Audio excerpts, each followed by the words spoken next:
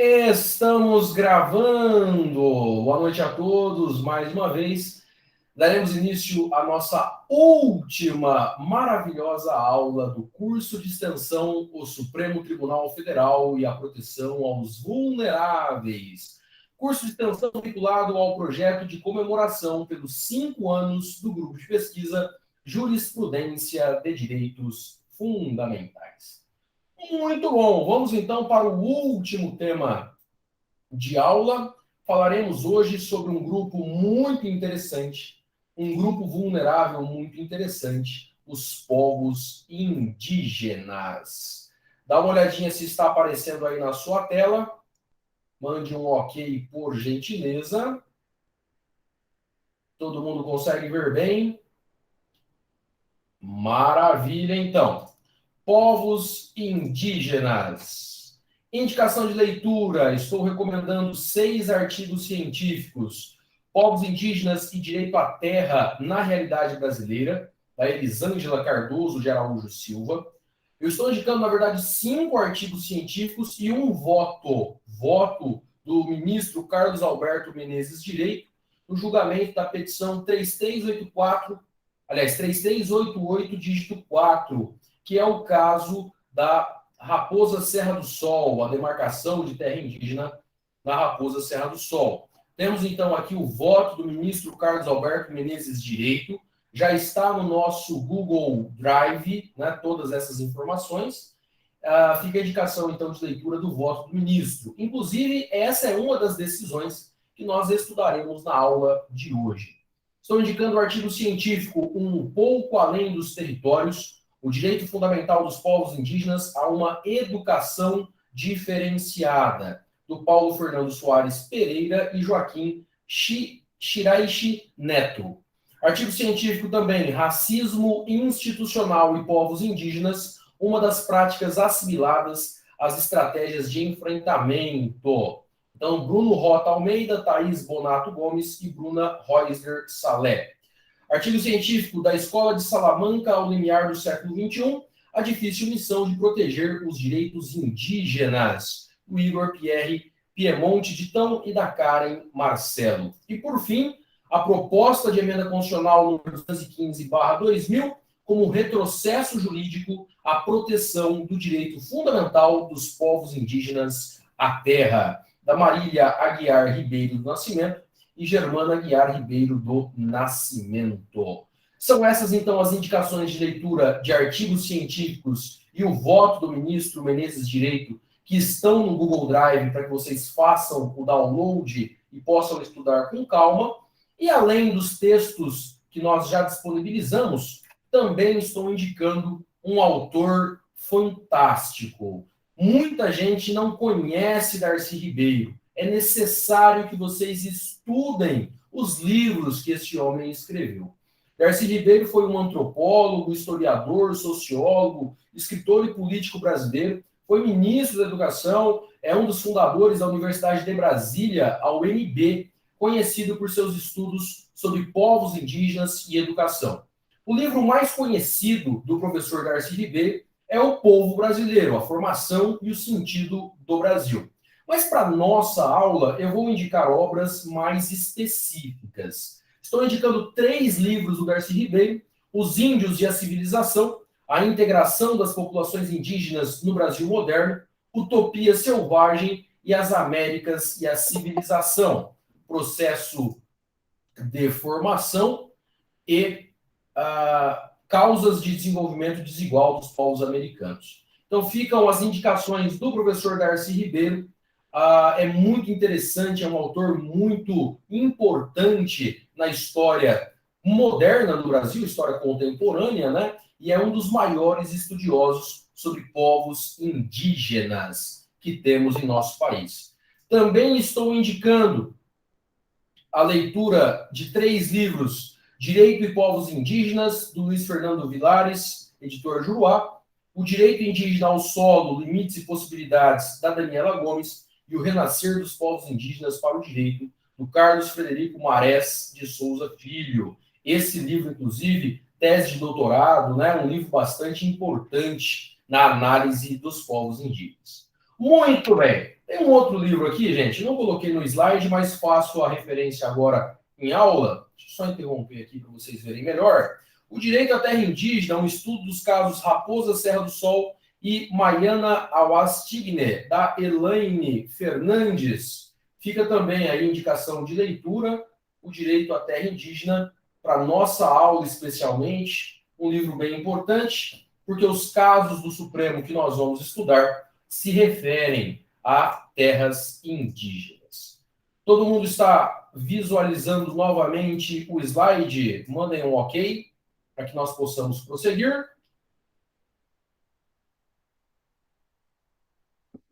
Mandem um ok aí, todo mundo consegue ver bem o slide? Maravilha, então. Bom, queridos, vamos então à análise teórica da nossa aula de hoje.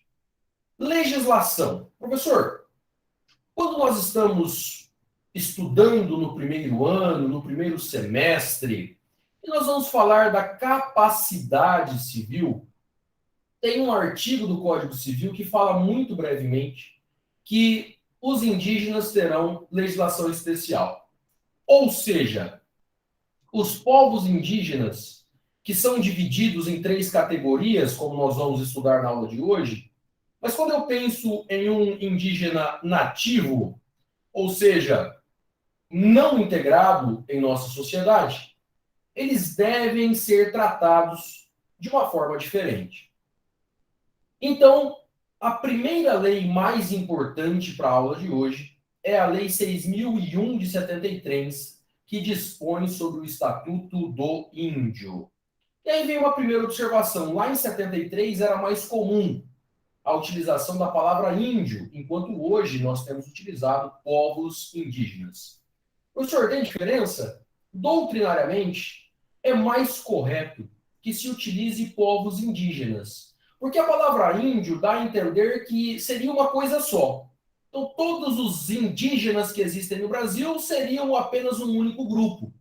E vocês vão aprender comigo, ou já devem ter visto em outras aulas, que nós temos muitas etnias, muitos grupos indígenas, inclusive com muitos idiomas diferentes.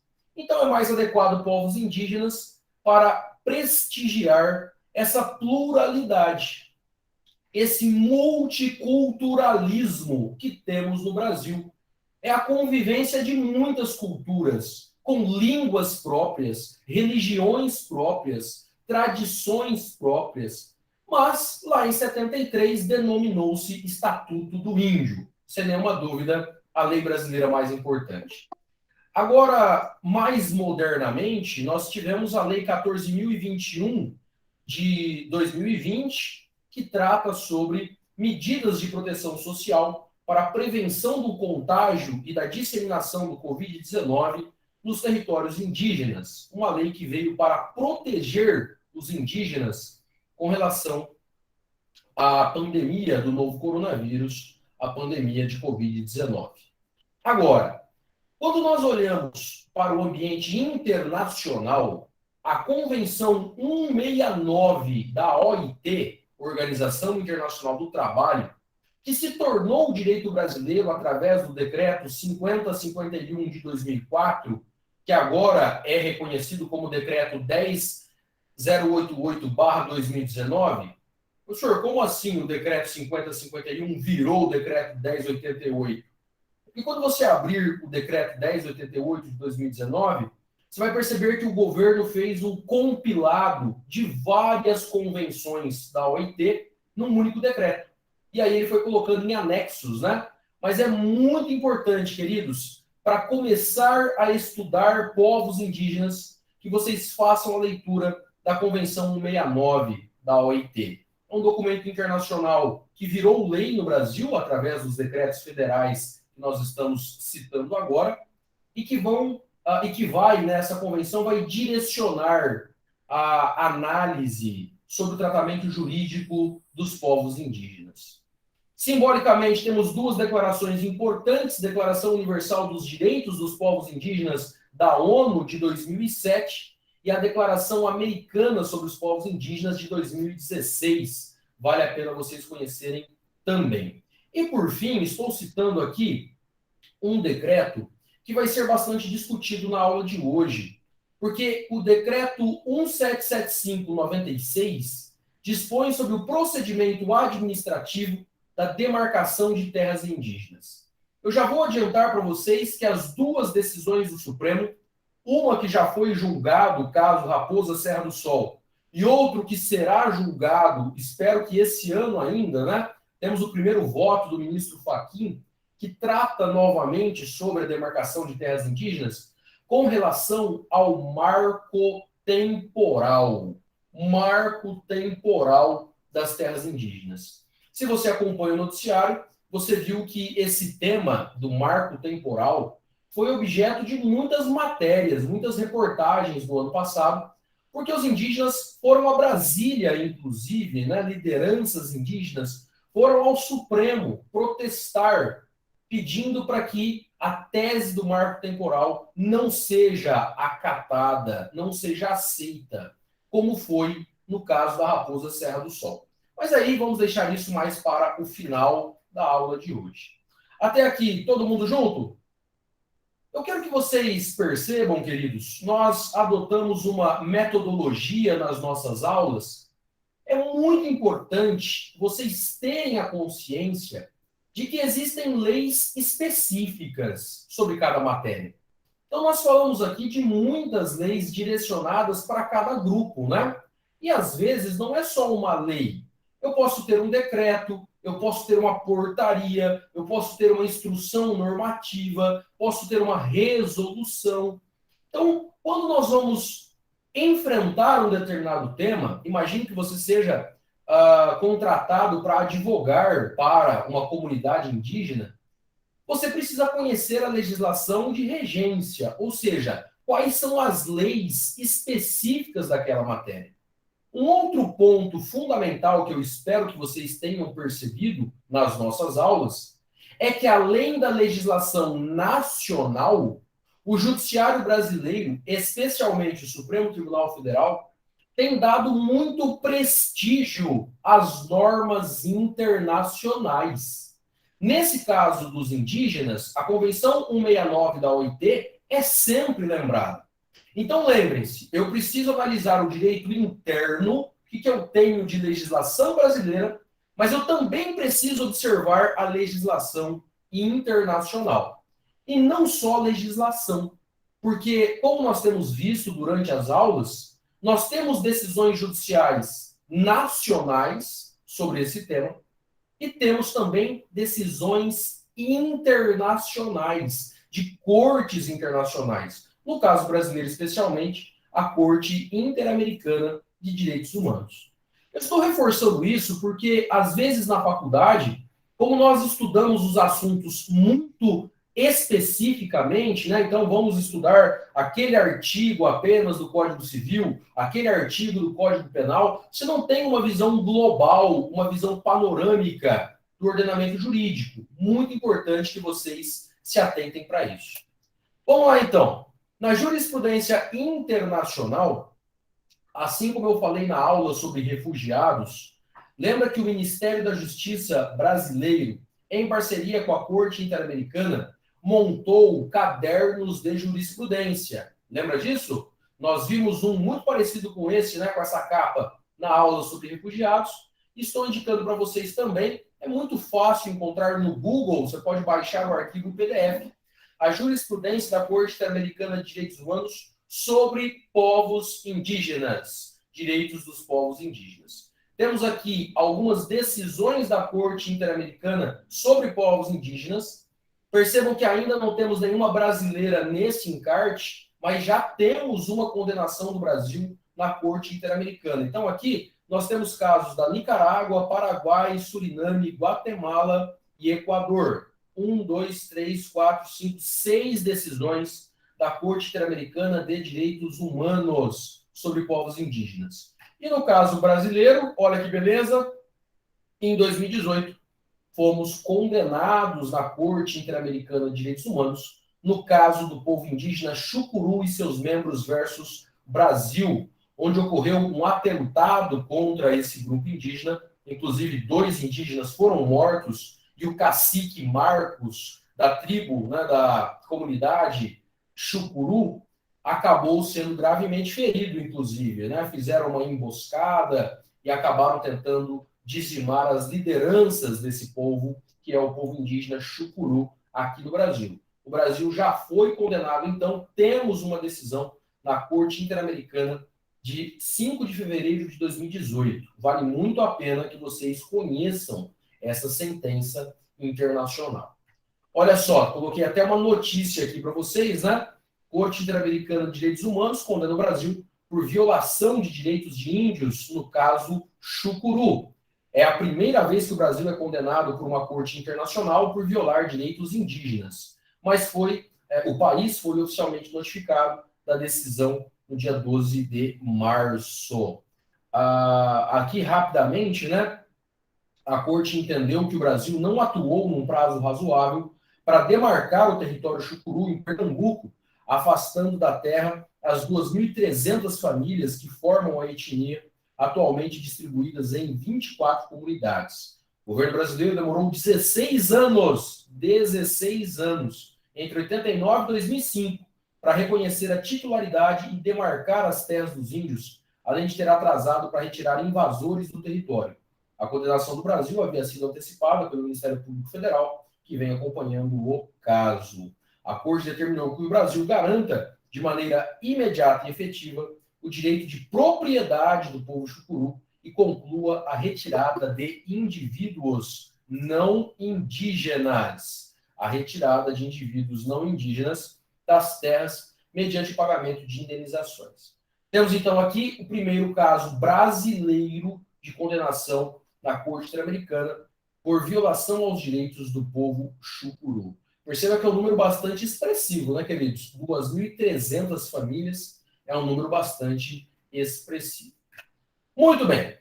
Vamos, então, às primeiras reflexões.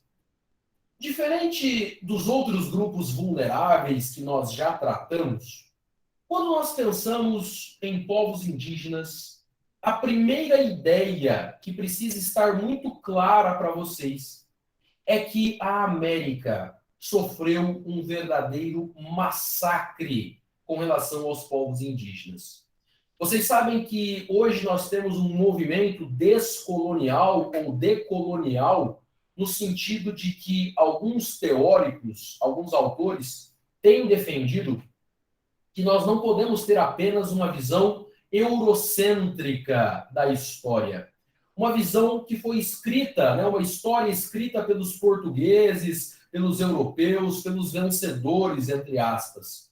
Sabe que é muito interessante, nós, desde a infância, quando vamos aprender história, os professores acabam ensinando sobre, abre aspas, o descobrimento do Brasil.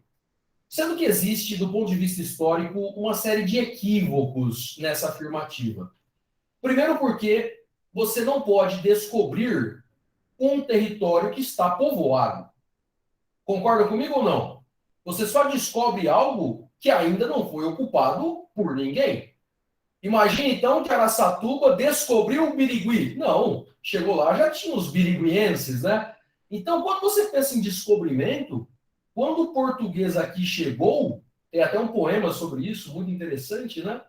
Nós já tínhamos milhões de brasileiros que ainda não tinham esse nome, porque o nome foi posterior, mas nós tínhamos nativos, tínhamos tribos, né? Que faziam parte do nosso território. E o que aconteceu no Brasil foi um verdadeiro massacre dos povos indígenas. Não só no Brasil, mas na América como um todo, né? Um verdadeiro massacre. Então, quando nós observamos a história, é necessário reconhecer a existência de uma dívida histórica com os povos indígenas. Porque o que nós tivemos foi uma dizimação de massas indígenas em virtude do mercantilismo europeu, do capitalismo emergente, né? Enfim, é importante lembrar que o indígena teve a sua história apagada com sangue em virtude dos ataques europeus à América. Esse é o primeiro ponto.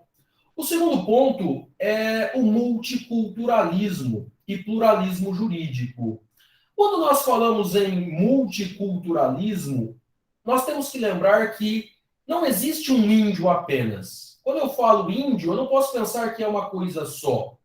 Existem muitas culturas indígenas, muitos povos com tradições, religiões, inclusive com línguas, né, idiomas próprios, escritas diferentes, como vamos ver na aula de hoje. Então é necessário respeitar o multiculturalismo e, inclusive, né, o pluralismo jurídico. Nós temos a ideia, e isso é a ideia vencedora pelo liberalismo europeu, de que direito é apenas aquilo que vem do Estado. Já viram isso? Como se nós pudéssemos reduzir todo o direito existente à lei escrita, à lei produzida pelo Estado. Mas a bem da verdade é que os povos indígenas têm um direito próprio. Têm um direito próprio. E quer ver uma tradição indígena que eu conheci lá na Bahia, né? Conhecendo os índios pataxós? Achei muito interessante. O casamento indígena, para que ele se concretize, geralmente as mulheres se casam muito novas. E isso tem uma explicação por uma determinada tribo indígena lá da Bahia. Sabe que quando um índiozinho vai pedir a mão da índiazinha para a família, ele tem que fazer uma prova de força. E a prova de força significa que ele tem que conseguir pegar a mulher, colocar nas costas e andar uma distância com ela para provar para a família da moça que ele terá condições de ser um bom marido. Então, por que as índias casam cedo, professor? Porque geralmente elas são mais leves quando mais novas. Ok, Brasil. É, filho, porque se é uma tradição carregar nos ombros, né, a mulher amada, enfim, a esposa, acaba sendo uma certa tradição que as meninas se casem muito novas e os rapazes com um pouco mais de idade. Professor, mas isso é um absurdo, como que pode? Não, filho, calma. Isso faz parte de uma cultura de um determinado povo. Então, ainda que você não concorde, essa é a regra para aquela tribo. E nós devemos respeitar o multiculturalismo e a cosmovisão. Já ouviram falar disso? Professor, o que é a cosmovisão? É a visão de mundo daquele povo. Exemplo, nós geralmente somos maioria cristã no Brasil. Temos católicos, temos protestantes, evangélicos, enfim. E todos que professam uma religião cristã acreditam em Deus, acreditam em Jesus Cristo. Os indígenas têm deuses vinculados à natureza. Então, às vezes, para um índio, uma árvore é uma divindade. Um rio é sagrado. O sol é uma divindade. A lua é uma divindade. E ainda que você não acredite nisso, você precisa respeitar a cosmovisão daquele povo. Todo mundo junto, gente? Todo mundo junto?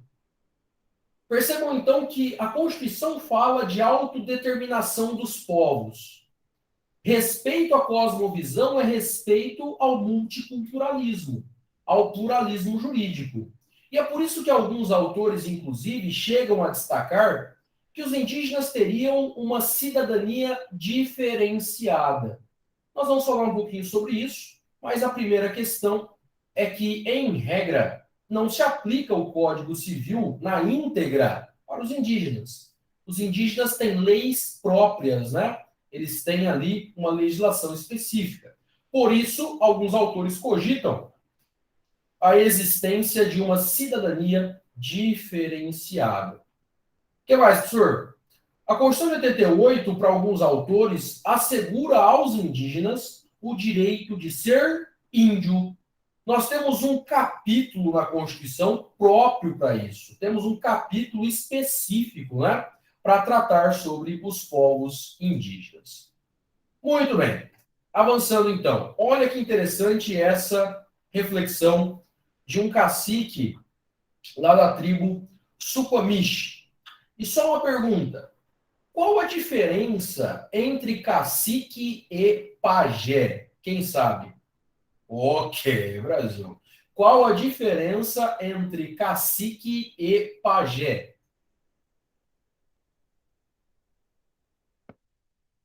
Micael disse, pajé é o mais velho, né, professor? A Tainá está indo melhor. Um é curandeiro, não é? A Luísa está gabaritando uma parte. O pajé é líder religioso. Olha o pessoal pesquisando no Google a diferença entre cacique e pajé. Então aprendam. Olha que coisa diferente para uma aula de direito, né? Cacique é a liderança da tribo. É a liderança da tribo. O pajé é o líder religioso e o médico, entre aspas. O pessoal usou aí a palavra curandeiro. Tainá, eu não vou falar curandeiro porque tem um aspecto criminal, o curandeirismo, né? Então vamos diferenciar. O cacique é o chefe da tribo, cacique Raoni é o chefe daquela tribo. E o pajé é o líder religioso, é o sacerdote da tribo, e também é o médico. Inclusive, eu, quando fui à Bahia conhecer a tribo Pataxó, eu conheci um pajé, inclusive participei de uma celebração lá com eles. E, gente, se vocês verem, a medicina deles é extremamente avançada, né? Eles têm ali uma série de chás, ervas, pastas produzidas com sementes, folhas. Interessante que, para quem tem avós vinculadas à área rural, as avós aí que moraram em sítio, fazenda, sabe quando a sua avó faz um chá para melhorar uma dor de cabeça, para tirar uma febre? Isso tudo é cultura muito própria dos indígenas. Então, eles têm ali um conhecimento, uma cultura própria deles para o enfrentamento de doenças, para o enfrentamento de situações aí que nós tratamos com remédios, enfim. O cacique, portanto, é a liderança da tribo e o pajé é o líder. Então vamos melhorar, né? O cacique é a liderança política, da tribo, e o pajé é o líder religioso e o médico. Maravilha, queridos? Belezinha? Então vamos aí ler, na verdade, as palavras do cacique da tribo Suquamish. Olha só que interessante a reflexão. Sabemos que o homem branco não compreende os nossos costumes. Uma porção da terra, para ele, tem o mesmo significado que qualquer outra, pois é um forasteiro que vem à noite e extrai da terra aquilo de que necessita. A terra não é sua irmã, mas sua inimiga, e quando ele a conquista, prossegue o seu caminho. Deixa para trás os túmulos de seus antepassados e não se incomoda. Rapta da terra aquilo que seria de seus filhos e não se importa. A sepultura de seu pai e os direitos de seus filhos são esquecidos. Trata sua mãe, a terra, e seu irmão, o céu, como coisas que possam ser compradas, saqueadas, vendidas, como carneiros ou enfeites coloridos. Seu apetite devorará a terra, deixando somente um deserto. Então perceba que a reflexão do cacique é no sentido de que a terra, para o homem, entre aspas, civilizado, não tem a mesma importância do que para uma tribo indígena.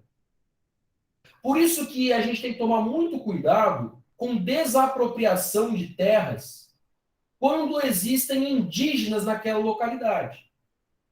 Porque, às vezes, para o indígena, elementos da natureza têm caráter religioso, têm caráter místico.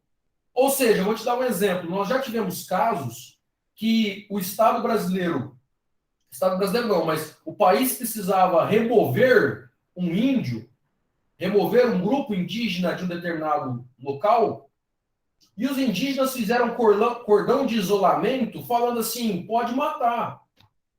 Porque nós temos uma tradição que se eu morrer, eu tenho que ser jogado nesse rio sagrado. Se eu não for jogado nesse rio sagrado, eu estou condenado para sempre.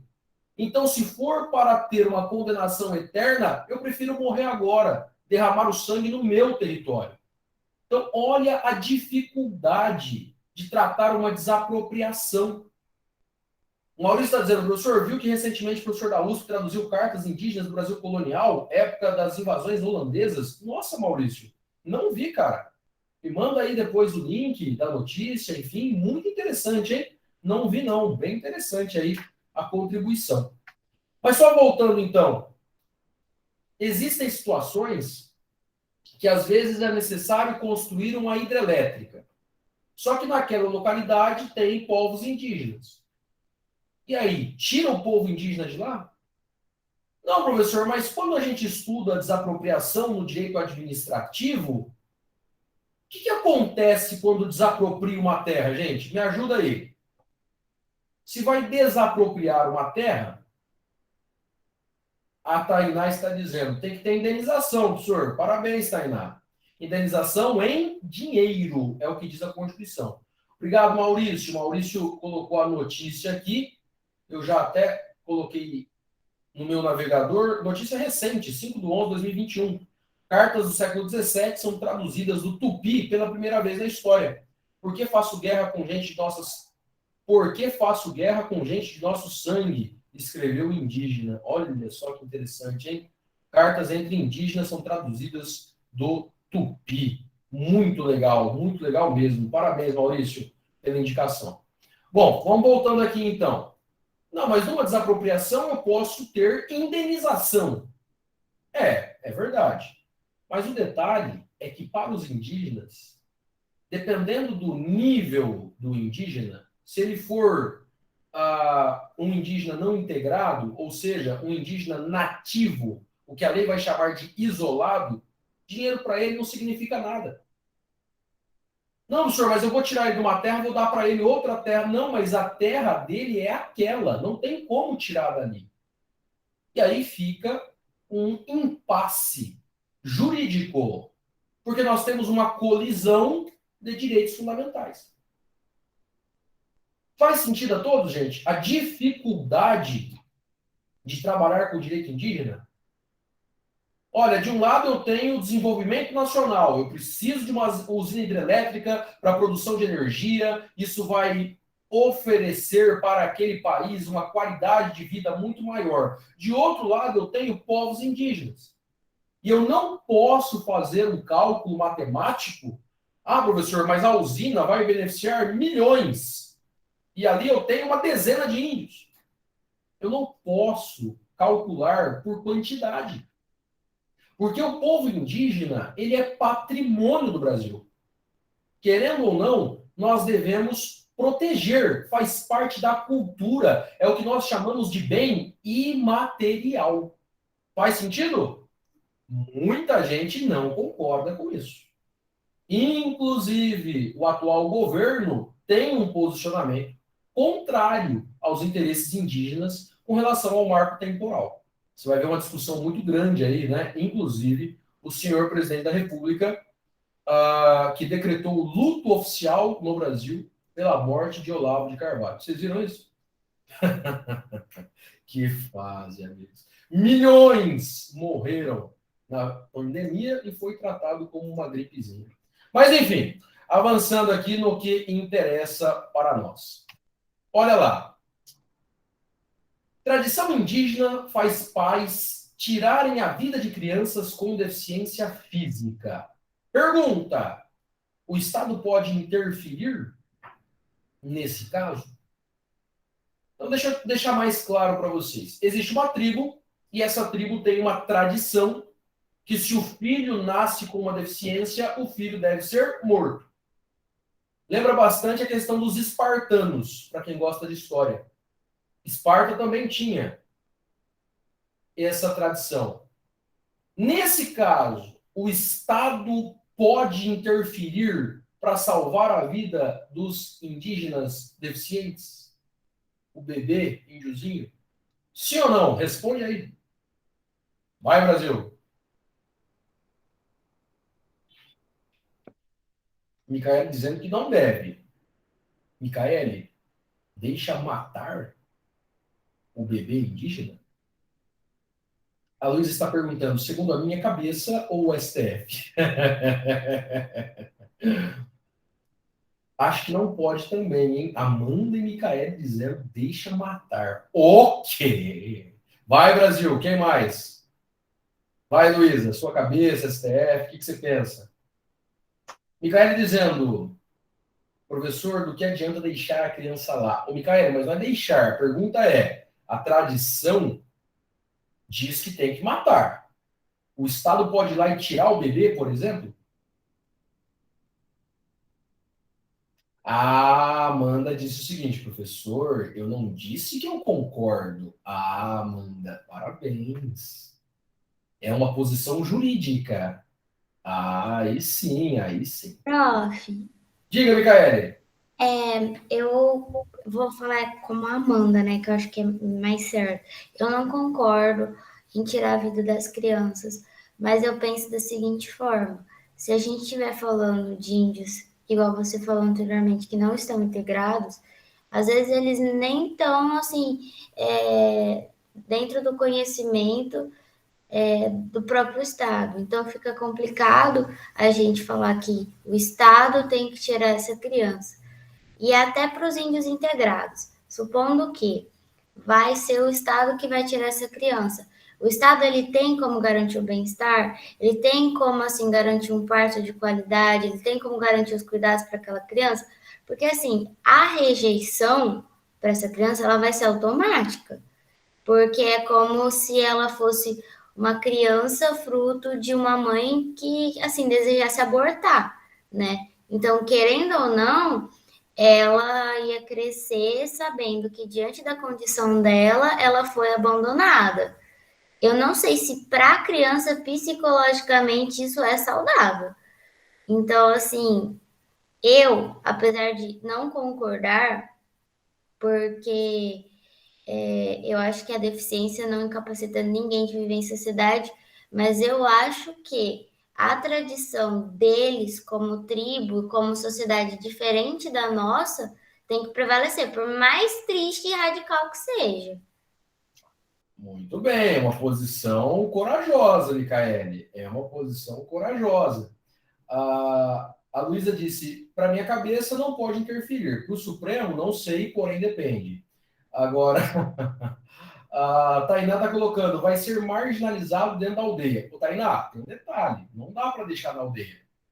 Pelo seguinte, duas situações. Primeiro, tem uma tradição indígena que quando nasce filho gêmeo, tem que matar um dos dois. Eu não lembro se é o primeiro, acho que é o segundo, né? Tem que matar o segundo, porque para eles é como se fosse um demônio. Na tradição deles, quando uma mulher engravida e tem dois, tem que matar o último, porque é como se fosse um demônio. Essa é uma outra situação, independente da deficiência. Perceba como as tradições indígenas vão mudando. Mas agora eu vou melhorar a pergunta, então. Você estudou, se dedicou, se sacrificou, abriu mão da sua vida, deixou de ir do Patas por anos, balada nem pensar, ficou estudando, estudando, estudando, passou no concurso dos seus sonhos. Você é juiz de direito ou juíza federal, no caso aqui, né? Mas você está no seu gabinete, tranquilo, calmo, sossegado, e chega um pedido de liminar para autorizar a retirada dos bebês indígenas. Você autoriza ou não? Porque a questão é o seguinte, esse é um processo que ele vai ser julgado na liminar. Se você não autorizar, vão matar a criança. Está no seu gabinete. Autoriza ou não? Concede ou não a liminar? A Amanda diz, acho que eu autorizaria.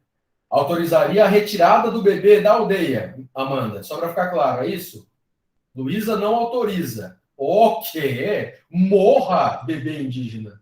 É isso, Luísa? Meu Deus, sem coração? Olha só. A Isabela está dizendo a verdadeira batalha entre o relativismo cultural e a universalidade dos direitos humanos. Parabéns, Isabela. Qualificando o debate aí, né? Eu autorizaria também, diz a Vitória. Vitória dizendo, muito difícil. O pessoal, quando tem que dar uma posição abstrata, acaba pensando mais racionalmente. Quando leva, pô, mas se depender de mim, aí vem aquela história, né? No meu gabinete não morre, senhor. No meu gabinete não morre. Você vai ouvir muito isso de alguns juízes, né? A Micaela disse, mas essa criança iria para onde? O Eric disse, sou o time Luísa. Olha só. Natan dizendo, vai mandar o bebê para onde, senhor? Não, aí é uma outra questão. Pode ir até para um orfanato, dependendo. E como que a aldeia ia se sentir, diz a Micaele. Então, Micaele, esse é o ponto. Micaele dizendo, professor, posso ligar o microfone de novo? Não dá para ficar sem comentar esse caso. Fica à vontade, Micaele, fala aí. Prof, eu sou pró-vida, mas nesse caso eu não tô falando de mim, entendeu? Eu vejo a questão do sacrifício desses bebês. Vou falar sacrifício, mas não sei se é esse o termo correto também. Olha, eu não sou uma pessoa ruim, mas não como assassinato. Eu vejo como parte da cultura. Eu não tento pensar com a minha convicção, eu tento pensar com a convicção deles. Então, assim, vamos inverter a situação. Supondo que o índio fosse o juiz e eu fosse a mãe que quisesse ficar com os gêmeos, e o juiz falasse: eu vou mandar sacrificar. Como que eu ia me sentir? Agora, eu, como juiz, na sociedade que eu tô, vou lá no meio do mato e falo pro índio: ó, vou tirar sua criança, tá bom? Como que ele vai se sentir? Ele vai se sentir, de certa forma, traído, interferido, porque ele não pode praticar a cultura dele, porque eu acho que a cultura dele é errada. Eu acho que é a mesma questão da pessoa que quer abortar e você acha errado. Você acha errado porque é uma coisa que não está dentro da sua convicção. Você não faria, você não praticaria um aborto. Mas você virar para outra pessoa com outra convicção, outra cultura e proibir ela, eu fico pensando no psicológico dela, entendeu? De como isso alteraria a dinâmica da aldeia. Porque, tá, estamos falando de uma aldeia que a gente sabe que eles têm contato, beleza. Eles iam começar a não reportar as gravidez, eles iam começar a fazer as coisas escondido. Então, tem o fato e tem a consequência desse fato. Tá, se a gente fizer isso uma vez, qual que vai ser a repercussão dentro lá? Não estou falando da nossa sociedade, porque a sociedade vai achar que tá certo. Mas e lá dentro? Entendeu? Eu acho muito perigoso interferir nesse tipo de cultura, por mais radical que elas sejam. Muito interessante, Micaele, muito interessante. Aqui, nós começamos o debate na aula dizendo que os indígenas têm uma legislação própria e, por consequência, uma interpretação do direito diferente do que as pessoas civis. Então, essa é uma reflexão interessante. A Luísa está dizendo, acho que a análise deve ser holística. A questão física, vida, sobreviver é tão importante quanto as questões religiosas, espirituais, psicológicas. A ideia aqui holística é dar uma olhada como um todo, Luísa. Seria isso? Uma interpretação que considere todos os fatores aí, né? Diz a Luísa. Muito interessante. Mais alguém, queridos? O debate está de alto nível hoje aqui. Uma coisa que a gente pode colocar nas palavras da Luísa é que, assim, vendo como um todo, mas, sobretudo, analisando eles como uma população vulnerável, justamente por serem a minoria, é que a gente tem que priorizar mais ainda a dignidade deles. E viver com dignidade inclui viver bem. E para você viver bem, você tem que ter não só acesso à saúde, educação, mas também a, vamos dizer assim, um ambiente seguro, um ambiente confortável. Se a gente deixar essas crianças expostas ou vulneráveis, elas não vão estar num ambiente digno, elas não vão ter assim uma condição digna de vida. Minha opinião, falando aqui, tá? Mas eu acho que a questão da dignidade também pode ser colocada dentro do que a Luísa falou. Muito interessante, muito bom. A Isabela está dizendo: matar a vaca para comer a carne dela é natural para o brasileiro, via de regra. A vaca na Índia é sagrada. Nós não achamos errado matar a vaca para comê-la. Na Índia, acham um absurdo. Na Ásia, comem cachorro. Aqui, achamos um absurdo. um exemplo para entender sobre a cultura indígena, do qual não fazemos parte. Muito interessante, Isabela. Muito interessante a reflexão. Parabéns.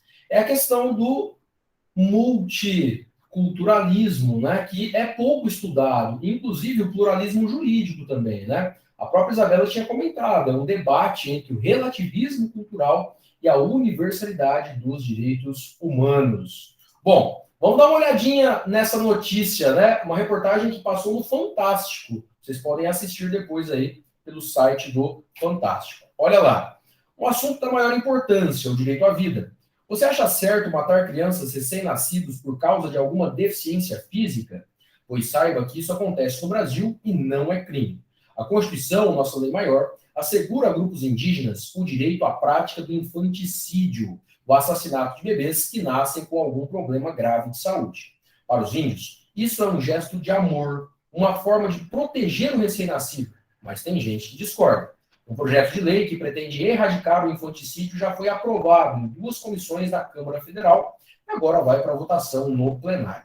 Do outro lado, antropólogos defendem a não interferência na cultura dos índios. Parabéns, Micaele, Luísa, Eric, que estão mais aí, né, alinhados aos antropólogos. Olha só, os repórteres do Fantástico foram investigar essa questão, sobre o qual pouco se fala. E descobriram que a morte desses recém-nascidos mudou para pior o mapa da violência no Brasil.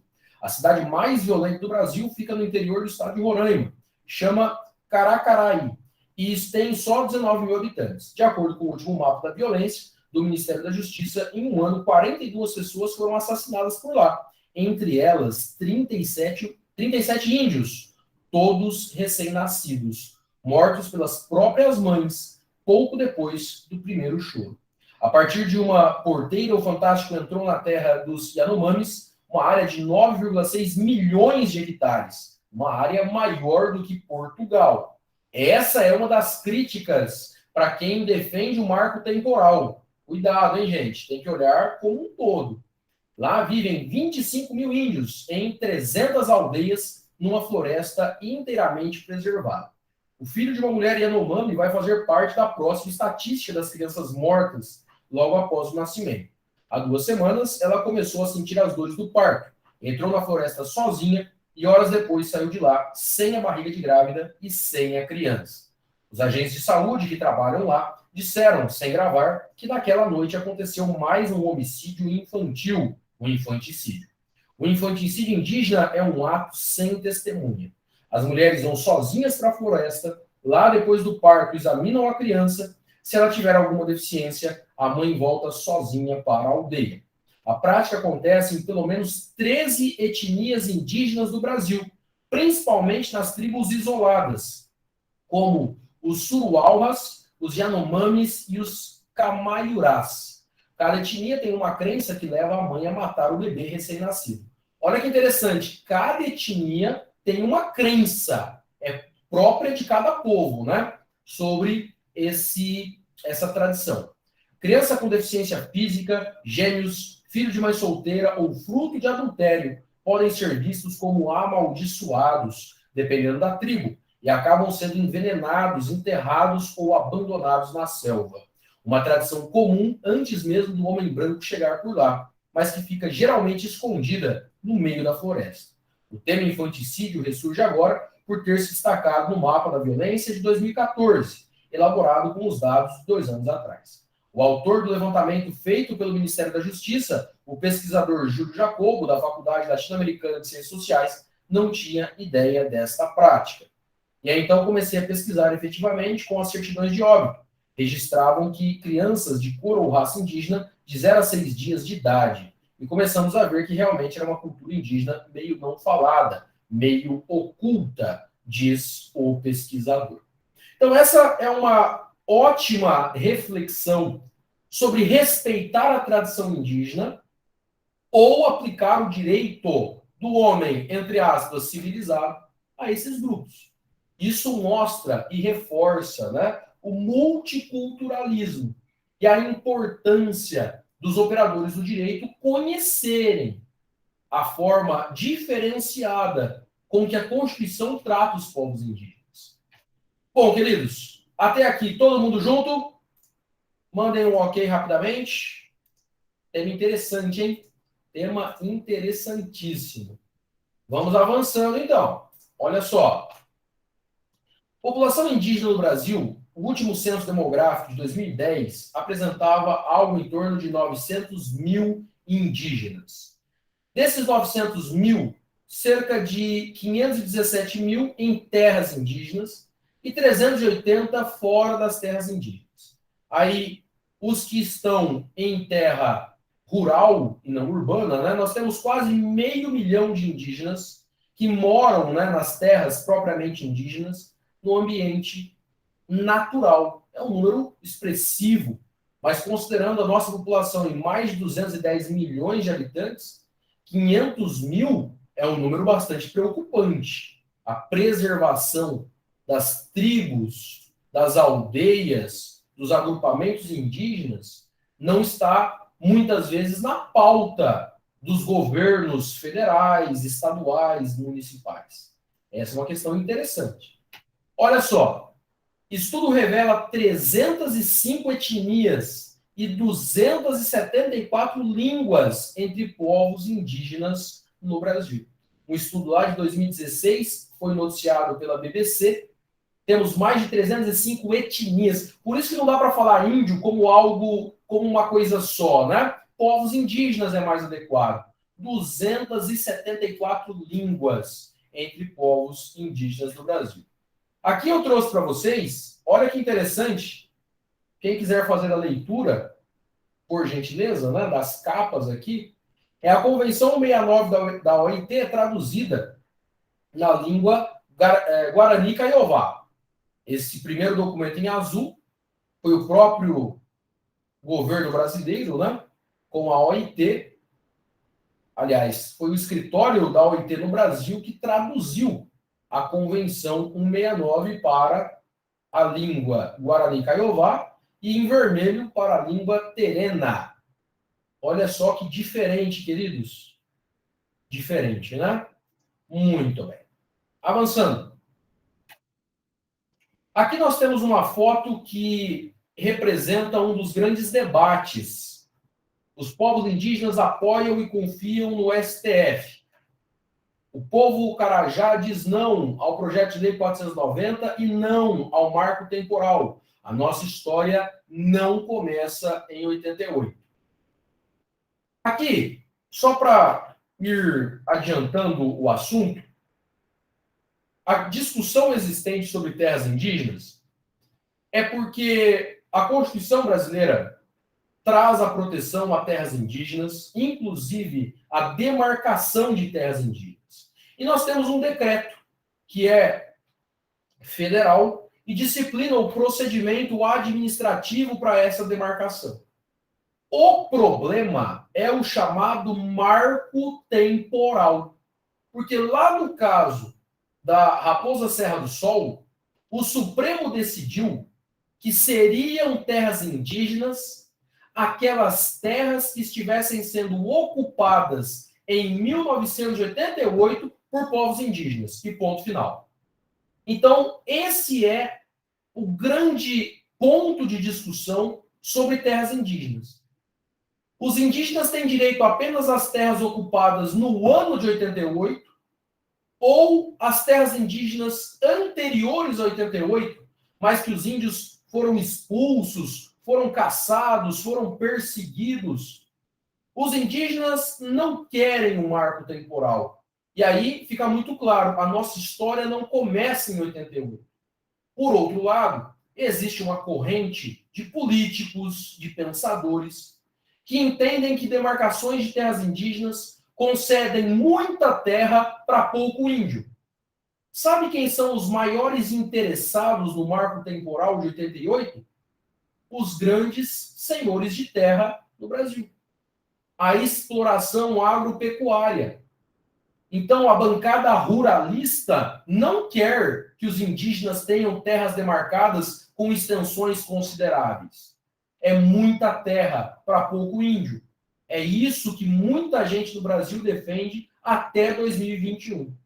Os indígenas, por outro lado, defendem que a sua história, a sua tradição Eles protegem a floresta, eles protegem a lagoa, o rio. Não pode sofrer uma interferência do Estado demarcando terra para menos, diminuindo a extensão do território indígena. Essa é a discussão que o Supremo vai enfrentar no julgamento do marco temporal, provavelmente este ano ainda.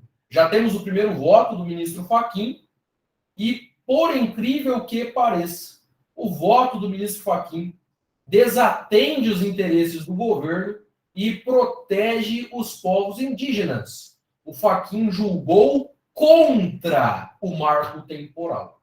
Então, essa é uma discussão muito interessante do ponto de vista cultural e também do ponto de vista econômico. Bom, finalizando então essa análise jurídica, povos indígenas e a Constituição da República Federativa do Brasil de 88. Sabem que durante a Constituinte, os indígenas tiveram representações no Congresso Nacional. Então, lideranças indígenas foram debater, né, no Congresso como seria a redação da Constituição brasileira, como seriam e quais seriam os direitos próprios dos povos indígenas. E nós tivemos aí alguns avanços com relação à proteção desses povos. Eu destaco o primeiro, lá no artigo 129 da Constituição brasileira, inciso 5. O Ministério Público tem função institucional de defender judicialmente os direitos e interesses das populações indígenas.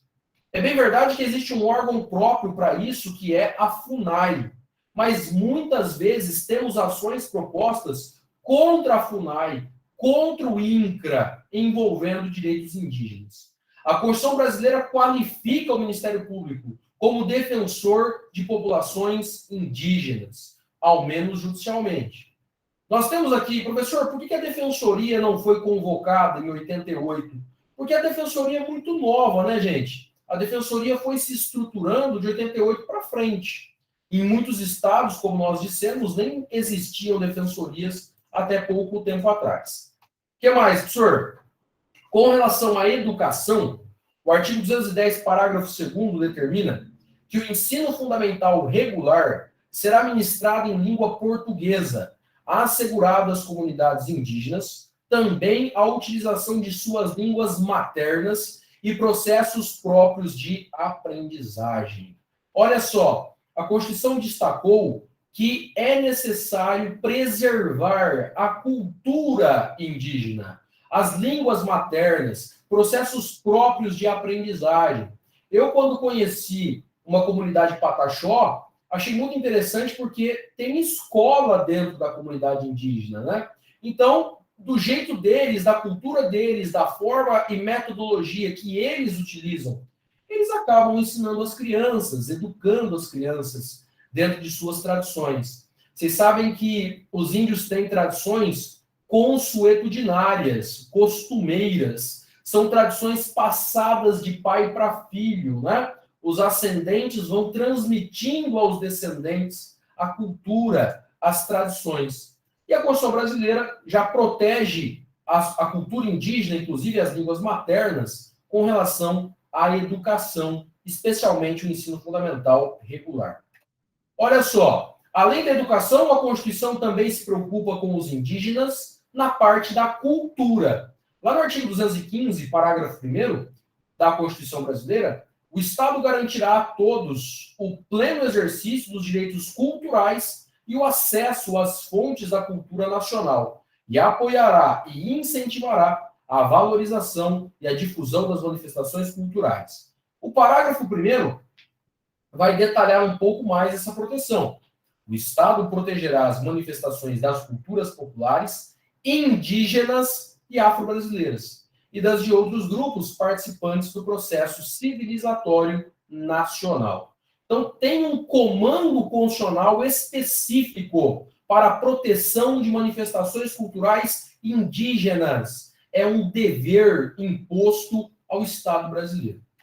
Além da educação e da cultura, lá no artigo 231, a Constituição traz dois artigos muito importantes, o 231 e 232, é um capítulo próprio da Constituição brasileira, para tratar, para disciplinar os indígenas. Está lá, então, o capítulo 8º, né, dos índios. Artigo 231. Leia comigo.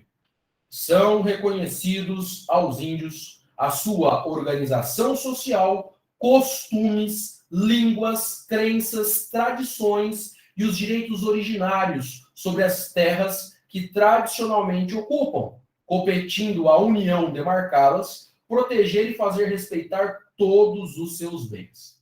Deixa eu só deixar claro uma situação para vocês. A propriedade da terra não é dos índios. A propriedade é da União. É da União.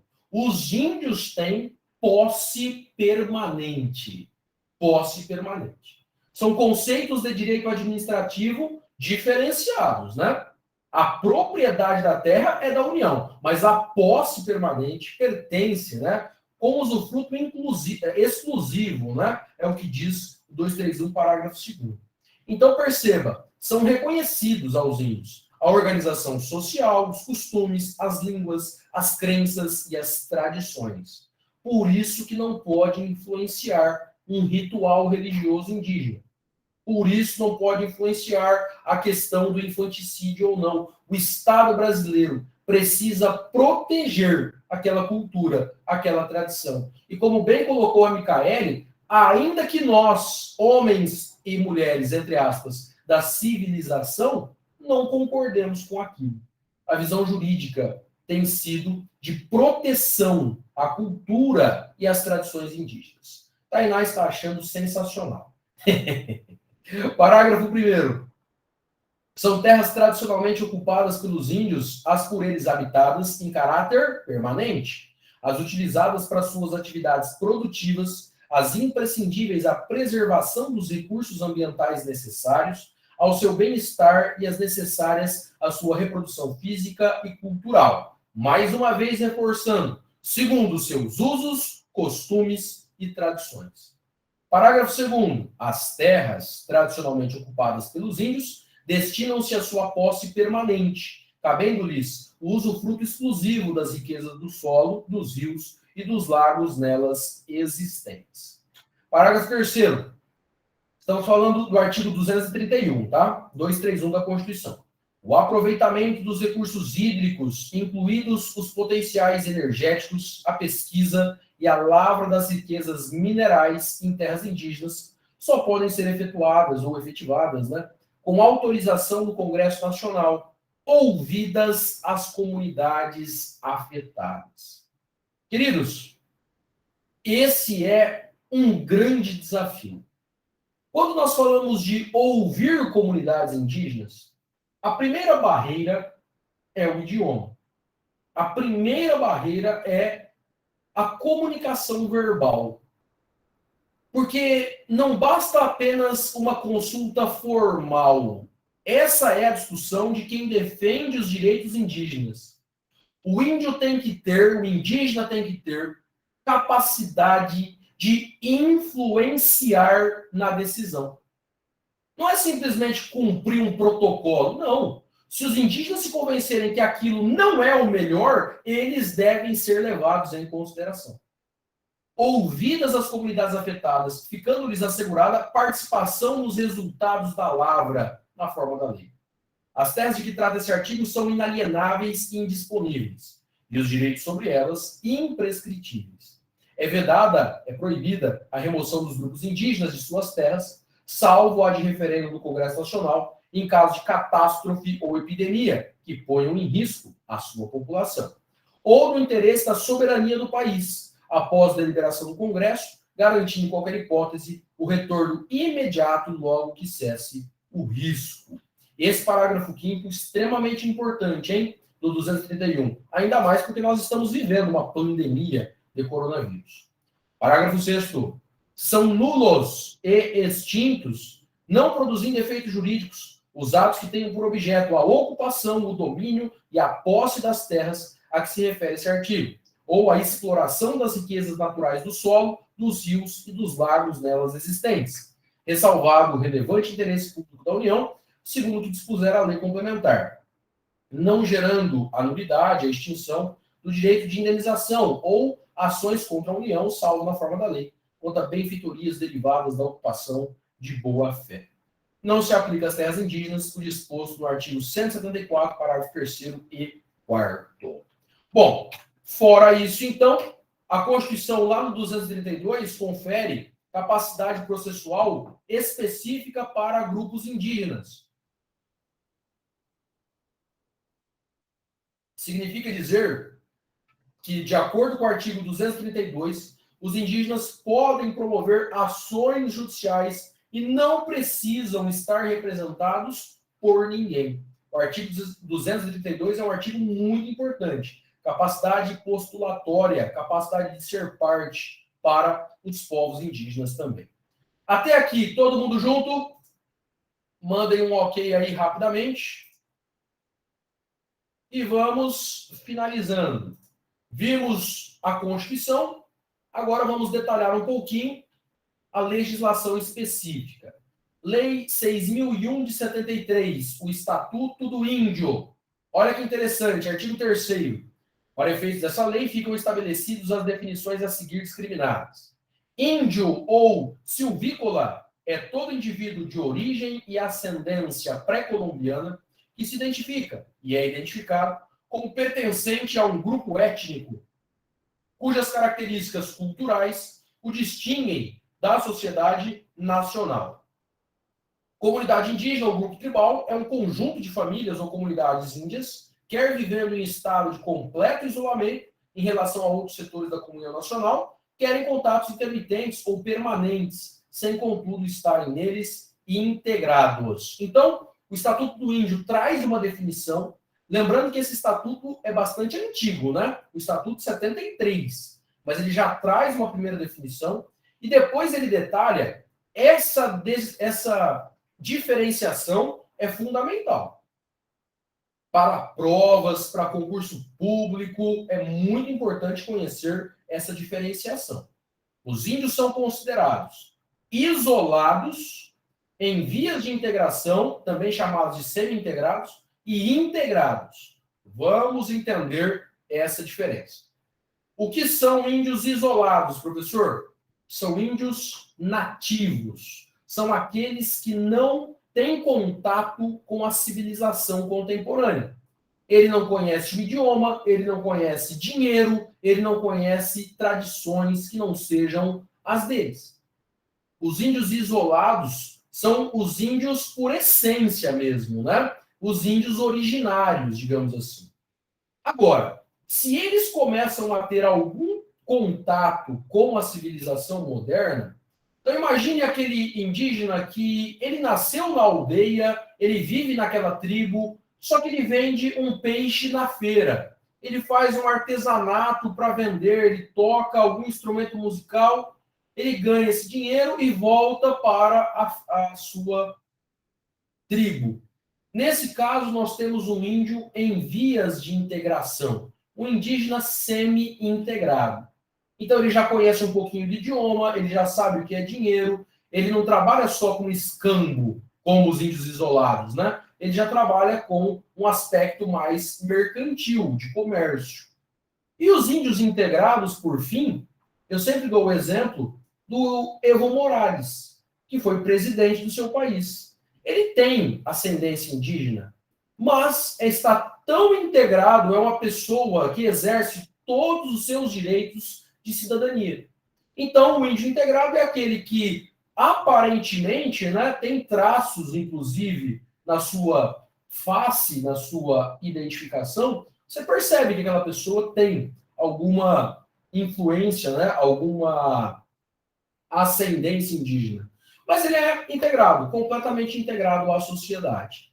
Leia comigo, então, o texto da lei. Índios isolados, quando vivem em grupos desconhecidos ou de que se possuem poucos e vagos informes através de contatos eventuais com elementos da comunhão nacional. Índios semi-integrados ou em vias de integração, quando em contato intermitente ou permanente com grupos estranhos, conservam menor ou maior parte das condições de sua vida nativa, mas aceitam algumas práticas e modos de existência comuns aos demais setores da comunhão nacional, da qual vão necessitando cada vez mais para o próprio sustento. E os índios ou indígenas integrados, quando incorporados à comunhão nacional e reconhecidos no pleno exercício dos direitos civis e políticos, né? Ainda que conservem usos, costumes e tradições característicos de sua cultura. Então, às vezes, pode até ser que a sua roupa, a sua vestimenta, algum adereço, ele pode até conservar a sua religião, as suas crenças, mas ele é um índio integrado à sociedade. Então, ele trabalha, ele estuda, ele pode ter um emprego formal, ter carteira registrada, ele presta um vestibular, ele faz uma faculdade, ele presta um concurso público, ele se candidata a um cargo eletivo, é um índio integrado. São essas, então, as 3 categorias ou classificações de indígenas de acordo com o Estatuto do Índio. Todo mundo entendeu? Manda um ok aí. E para finalizar, o Estatuto do Índio, artigo 6º. Serão respeitados os usos, costumes e tradições das comunidades indígenas e seus efeitos, nas relações de família, na ordem de sucessão, no regime de propriedade e nos atos ou negócios realizados entre índios, salvo se optarem pela aplicação do direito comum. Então, a Constituição fala que é necessário respeitar usos, costumes e tradições, e a lei federal reforça essa proteção. Inclusive nas relações de família, na ordem de sucessão, no regime de propriedade e nos atos ou negócios jurídicos realizados entre índios. Um outro ponto muito interessante que muita gente não conhece é que o Estatuto do Índio, ele traz tipos penais dos crimes contra os índios. Olha que interessante isso. Dos crimes contra os índios. Artigo 58. Constituem crimes contra os índios e a cultura indígena. Inciso 1. Escarnecer. Escarnecer é tirar sarro, né? Zombar. Escarnecer de cerimônia, rito, uso, costume ou tradição culturais indígenas. Vilipendiá-los ou perturbar de qualquer modo a sua prática. Pena, detenção de 1 a 3 meses. Inciso 2. Utilizar o índio ou comunidade indígena como objeto de propaganda turística ou de exibição para fins lucrativos. Pena, detenção de 2 a 6 meses. Esse inciso 2 tem que tomar cuidado, hein? Tem muitas localidades do Brasil que usam indígenas como atrativos turísticos. Tem que tomar muito cuidado com essa interpretação. Inciso 3. Propiciar por qualquer meio a aquisição ou uso e disseminação de bebidas alcoólicas nos grupos tribais ou entre índios não integrados. Então, incentivar o consumo, né? Fazer com que os indígenas se tornem alcoólatras, enfim, também é considerado crime pelo Estatuto do Índio. Parágrafo único. As penas estatuídas neste artigo são agravadas de 1/3 quando o crime for praticado por funcionário ou empregado do órgão de assistência ao índio. Então, as pessoas que trabalham na FUNAI, especialmente, né, podem agravar a pena. Fechamos, então, o Estatuto do Índio. Tem muitos artigos, né? Vai falar sobre a questão dos territórios indígenas, a demarcação de terras indígenas, inclusive, mas como o nosso tempo é curto, estamos apenas destacando alguns artigos principais. Por fim, a última legislação que vamos falar hoje é a Convenção 169 da OIT. Comentei com vocês que é, junto ao Estatuto do Índio, uma legislação muito importante para essa categoria. Olha lá o artigo 6º. Ao aplicar as disposições da presente convenção, os governos deverão consultar os povos interessados, mediante procedimentos apropriados. Professor, o que é procedimento apropriado? Primeiro, garantir um tradutor indígena. Esse é o primeiro passo. Os indígenas têm que entender a proposta do governo. Tem que ter condições de avaliar se aquilo é benéfico ou não para aquela comunidade. Direito de consulta é um direito muito importante para os povos indígenas. Procedimentos apropriados e, particularmente, através de suas instituições representativas. Queridos, é muito comum que os indígenas façam associações civis, para representar os interesses daqueles indígenas, contratando advogados, inclusive, né, para poder orientá-los sobre as questões jurídicas que eles enfrentam. Olha lá, então. Além do direito de consulta, os governos devem, estabelecer os meios através dos quais os povos interessados possam participar livremente, pelo menos na mesma medida de outros setores da população e em todos os níveis, na adoção de decisões em instituições efetivas ou organismos administrativos e de outra natureza responsável pelas políticas e programas que lhes sejam concernentes. E a letra C, estabelecer os meios para o pleno desenvolvimento das instituições e iniciativas dos povos e, nos casos apropriados, fornecer os recursos necessários para esse fim. Item 2 do artigo 6º. As consultas realizadas na aplicação dessa convenção deverão ser efetuadas com boa-fé e de maneira apropriada às circunstâncias, com o objetivo de se chegar a um acordo e conseguir consentimento acerca das medidas propostas. Então, a Convenção 69, no seu artigo 6º, vem reforçar esse direito de consulta, direito de participação. Vai ter uma demarcação de terra indígena, os indígenas devem ser consultados, tem que ter assembleia, tem que ter audiência pública, tem que ter a oportunidade de participação livre e com entendimento do que está acontecendo por aqueles grupos. O último artigo que eu vou tratar da OIT, o artigo 8º, como eu comentei com vocês, gente, eu faço a indicação das leis e vocês precisam estudar em casa, Dar uma lida aí no conteúdo da lei, Estatuto do Índio, Convenção da OIT. Aqui na aula, a gente destaca apenas alguns pontos extremamente importantes. O último artigo da Convenção 69 da OIT, eu estou separando o artigo 8º, Ao aplicar a legislação nacional aos povos interessados, deverão ser levados na devida consideração os seus costumes e o seu direito consuetudinário. Direito consuetudinário é direito costumeiro, Os direitos que são passados oralmente, tradição de pai para filho, que é muito comum nos povos indígenas. Esses povos deverão ter o direito de conservar seus costumes e instituições próprias. A Constituição fala sobre isso, o Estatuto do Índio fala sobre isso, a Convenção da OIT, a 169, fala sobre isso também, Conservação, preservação, proteção dos costumes e instituições próprias, desde que eles não sejam incompatíveis com direitos fundamentais definidos pelo sistema jurídico nacional, nem com os direitos humanos internacionalmente reconhecidos.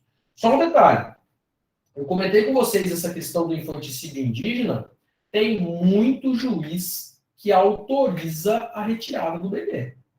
Teve muitas ações de defensoria pública, Ministério Público, e o juiz autorizou, independente da cultura indígena, mandou tirar aqueles bebês, enfim, os deficientes, evitando aí o infanticídio. Então, queridos, existe uma certa divergência na aplicação da legislação.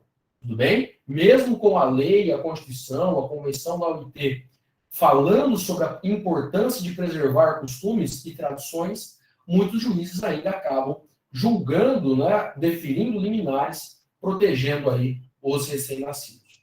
Por exemplo, a aplicação dos parágrafos 1 e 2 deste artigo não deverá impedir que os membros desses povos exerçam os direitos reconhecidos para todos os cidadãos do país e assumam as obrigações correspondentes.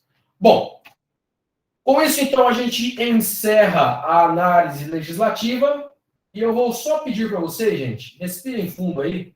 Ao invés de fazer algum intervalo agora, a gente está com 1h20 de aula agora, 1h18, eu vou falar rapidamente das decisões e a gente encerra a aula. Assim a gente não precisa fazer intervalo para voltar depois, com relação à aula, beleza? Então vamos só reforçar aqui esse ponto. E eu só queria destacar um caso que ganhou repercussão mundial. Eu já comentei sobre esse caso em aula. Antes da gente entrar na decisão do Supremo, são duas decisões que tratam da mesma matéria, Mas só para fechar essa análise de como o direito dos povos indígenas é um direito complexo. Sabem que tinha uma tradição em uma tribo de que quando uma menina nascia, quando uma indígena mulher ela nascia na tribo, era feito um corte, uma lesão no seu aparelho sexual. Então, havia ali a retirada do clitóris feminino da indígena, da mulher, né? Porque entendia-se que a mulher, naquela tribo, não pode ter satisfação sexual. Por uma questão de tradições, uma questão de costumes. Isso foi um caso que chamou muito a atenção, porque a Defensoria Pública, ou o órgão correspondente, entendia que a retirada de uma parte do corpo, uma lesão corporal de natureza gravíssima, que inviabiliza a satisfação sexual. Nós sabemos que o prazer sexual ele integra a dignidade da pessoa humana. Uma vida feliz, uma vida plena, para muita gente, está ligado ao prazer sexual. E naquela tribo, as meninas acabavam sendo lesionadas e era retirado essa parte do corpo humano feminino. A Defensoria Pública promove uma ação e consegue uma decisão judicial para que essa prática não seja realizada. Sabe o que aconteceu, queridos? Aquelas meninas que foram retiradas da convivência da sua família indígena, elas mesmas começaram a se autolesionar para voltar a integrar a sua comunidade. Porque para a mãe, ela deixava de ser filha, para o pai, ela não existia mais, ela era estigmatizada na tribo. Então, as próprias mulheres se lesionavam para voltar a integrar a comunidade indígena. Consegue entender a complexidade do direito indígena? É algo extremamente complexo, né? Fica aí, então, mais esse exemplo para vocês refletirem. Para a gente finalizar, vamos agora, então, à análise desses dois casos, né? Essas duas petições. Na verdade, é uma petição e um recurso extraordinário que tratam da mesma matéria. Nós vamos falar da petição 3388, que trata da demarcação de terra da reserva Raposa Serra do Sol, e vamos falar do recurso extraordinário 1017365, que é o marco temporal para a demarcação de terras indígenas. Os dois casos tratam basicamente de uma mesma questão. Mas quando o Supremo julgou a petição 3388, e isso aconteceu no dia 19 de março de 2009, 19 de março de 2009, é a petição 3388 Roraima, o ministro Aires Brito, Carlos Aires Brito, foi o relator. A decisão do Supremo foi uma decisão que foi objeto de muitos questionamentos. Eu vou parar a apresentação aqui e vou colocar para vocês. Todo mundo consegue ver bem? Manda um ok rapidinho. Maravilha. Esse é o acórdão. Era uma ação popular, demarcação de terra indígena, Raposa Serra do Sol. Aí aqui discutiu-se vícios no processo administrativo demarcatório. O Supremo entendeu que não existiam vícios. Observância dos artigos 231 e 232 da Constituição, falamos desses artigos, da Lei 6.001 de 73, que é o Estatuto do Índio, e o Decreto 534/2005, né? Aliás, a portaria, a discussão da constitucionalidade e legalidade da portaria 534/2005 do Ministério da Justiça. E aí nós temos, então, aqui o chamado Estatuto Jurídico da Causa Indígena, que é estabelecido pela Constituição, né? E aí, a ação ela não foi conhecida numa determinada parte, inexistência de direitos de vícios processuais na ação popular. As questões processuais eu vou avançando, tá? Vamos entrar no mérito. Inexistência de vícios no processo administrativo demarcatório. Entendeu que no caso da Raposa Serra do Sol não houve nenhum vício no processo de demarcação. Significado substantivo de índios na Constituição Federal. Olha que interessante, gente. O substantivo índios é usado pela Constituição de 88 por um modo invariavelmente plural, para exprimir a diferenciação dos aborígenes por numerosas etnias. Propósito constitucional de retratar uma diversidade indígena, tanto interétnica quanto intraétnica. Índios em processo de aculturação permanecem índios para o fim de proteção constitucional. Proteção constitucional que não se limita aos silvícolas, estes sim índios ainda em primitivo estágio de habitantes da selva. As terras indígenas como parte essencial do território brasileiro, depois vocês dão uma lida sobre isso. Necessária liderança institucional da União, sempre que os estados e municípios atuarem no próprio interior das terras já demarcadas como de afetação indígena. Terras indígenas como categoria jurídica distinta de territórios indígenas. O desabono constitucional aos vocábulos povo, país, território, pátria ou nação indígena. Muitos autores falam sobre a existência de várias nações indígenas dentro do Brasil. O Supremo entende que não, porque a ideia é de uma única nação brasileira que tem culturas múltiplas, né? Multiculturalismo, mas a nação seria uma só. E olha só que interessante, né? A Constituição teve cuidado de não falar em territórios indígenas, mas tão somente em terras indígenas. A traduzir que os grupos, organizações, populações ou comunidades indígenas não constituem pessoa federada, não foram circunscrição ou instância espacial, que se orne na dimensão política. Daí não se reconhecer a qualquer das organizações sociais indígenas, ou conjunto delas, ou a sua base peculiarmente antropológica, a dimensão de instância transnacional. Bom, o que ele está dizendo aqui é que não existe uma pátria indígena, um povo indígena independente, né? São povos indígenas que integram a população brasileira, o povo brasileiro.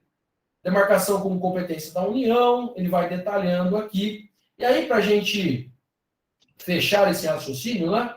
O falso antagonismo entre a questão indígena e o desenvolvimento nacional, conteúdo positivo do ato de demarcação das terras indígenas. Aqui ele vai tratar do marco temporal de ocupação. Mas eu vou levar vocês lá para o finalzinho, queridos. Direitos originários, né? Modelo peculiarmente contínuo de demarcação. É bastante extensa essa decisão, tem 653 páginas, né? Terras indígenas e meio ambiente. Mas eu vou lá para o finalzinho do julgamento, em que o Supremo definiu 19 condições para a demarcação da terra indígena. E aqui tem um detalhe, né? Deixa eu só conseguir aqui. Isso, tá voltando aqui para vocês a tela. Olha só então, gente. Existem, então, olha só, né? Determina que sejam observadas as seguintes condições. Aí vem 19 condições impostas pelo Supremo para que a demarcação seja considerada lícita. E aí depois em casa vocês dão uma lida com calma. Para finalizar essa análise, o Supremo entendeu, no caso Raposa Serra do Sol, que deveria ser considerado o marco temporal da Constituição de 88. Ou seja, que os territórios indígenas, as terras indígenas que seriam demarcadas, seriam aquelas que os indígenas ocupavam em 88. Apenas o marco temporal de 5 de outubro de 88. O problema é que foi ajuizado o recurso de embargo de declaração para perguntar se essa decisão teria eficácia erga omnes. E o Supremo disse que não. O Supremo disse que não, que essa decisão, Raposa Serra do Sol, valeria apenas para esse caso. Apenas para esse caso. Por isso, então, nós tivemos novamente levado a julgamento o caso da demarcação das terras indígenas, e aí é o recurso extraordinário 1.017.365, Santa Catarina, que nós já temos o voto do ministro Luiz Edson Fachin. Só o voto do Fachin tem 109 páginas. Mas para resumir o raciocínio do ministro Fachin, ele vota, então, pelo provimento do recurso extraordinário, com a anulação da decisão recorrida e propõe a fixação da seguinte tese. Olha o que o Fachin está julgando aqui, né? O que ele está determinando. Os direitos territoriais indígenas consistem em direito fundamental dos povos indígenas e se concretizam no direito originário sobre as terras que tradicionalmente ocupam, sob os seguintes pressupostos. Lembra que eu comentei com vocês que o Supremo tinha colocado 19 requisitos? O Fachin, no seu voto, está colocando 10 requisitos. Quais são eles? A demarcação consiste em procedimento declaratório do direito originário e territorial à posse das terras ocupadas tradicionalmente por comunidade indígena. A posse tradicional indígena é distinta da posse civil. Olha lá. Para os indígenas, nós temos uma posse diferenciada, consistindo na ocupação das terras habitadas em caráter permanente pelos índios, das utilizadas para suas atividades produtivas, imprescindíveis à preservação de recursos ambientais e necessários ao seu bem-estar e das necessárias à sua reprodução física e cultural, de acordo com o que está previsto, né, no artigo 231, parágrafo 1º da Constituição. A proteção constitucional dos direitos originários sobre as terras que tradicionalmente ocupam independem da existência de um marco temporal. Olha só, esse item 3 é fantástico, né? A proteção constitucional aos direitos originários sobre as terras que tradicionalmente ocupam independem da existência de um marco temporal em 5 de outubro de 88, porquanto não há fundamento no estabelecimento de qualquer marco temporal. A proteção constitucional aos direitos originários sobre as terras que tradicionalmente ocupam independem da configuração do renitente esbulho como conflito físico ou controvérsia judicial persistente à data da Constituição. E aí ele vai detalhar mais algumas questões aqui, né? Mas o mais importante é nós entendermos que o ministro Luiz Edson Fachin está votando de acordo com o interesse dos povos indígenas. O caso Raposa Serra do Sol acolheu a tese do marco temporal e impôs 19 condições. O recurso extraordinário que rediscute o marco temporal, e agora com eficácia erga omnes, vai ser uma decisão que vai valer para todos. Já temos o primeiro voto, o voto do ministro Fachin, que vota de acordo com os povos indígenas. Independente da data 5 de outubro de 88 ou não, as terras originárias dos povos indígenas devem ser demarcadas em seu favor, ainda que eles não estivessem nelas na data de 5 de outubro de 88, que é a data da promulgação da Constituição brasileira. Todo mundo junto, gente? Sei que ficou um pouquinho cansativo aí, porque a gente não teve intervalo, mas com isso nós encerramos aí a análise sobre os povos indígenas. Eu vou disponibilizar para vocês agora a lista de presença, vou fechar a gravação e a gente já conversa rapidinho. Deixa eu só liberar a lista aqui para vocês.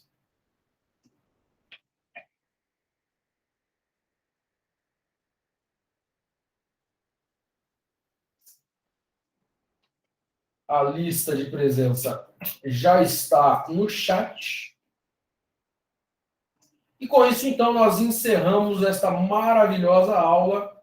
Vou fechar a gravação aqui e a gente já conversa rapidamente.